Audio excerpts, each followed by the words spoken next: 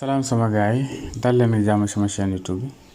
ci vidéo bi nag dama leen bëgg woon nan ngeen di def ba vérifier ni est-ce que am na koy suivre seen WhatsApp wala déet. Par exemple moo jox leen benn misaal tey ci WhatsApp am na loo xam ne soo ko activé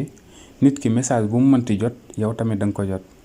léegi nag yéen dinaa leen won ne fekkee am na ku leen ko def nan ngeen def ba dindi ko fekkee tamit defoo leen ko dinaa leen won nan lay mel. ñu dem da ngeen di ubbi seen WhatsApp léegi soo leen ubbee seen WhatsApp ngeen ñëw ci 3 points yi nekk ci koñ bi fii ngeen bës foofu noonu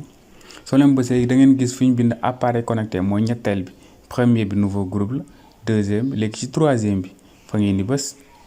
soo leen ko bësee automatiquement yow da nga gis ne man am na ñaar yu mag yu nga xam ne ñoo may suivre yii sama ñaari ordinateur la amul problème sama ñaari ordinateur la waaye tey ci tey yéen fekkee gis ngeen ko pour ngeen dindi ko lu yomb la da ngeen di bës ci ki nga xam ne moo leen lii ngeen bis déconnecté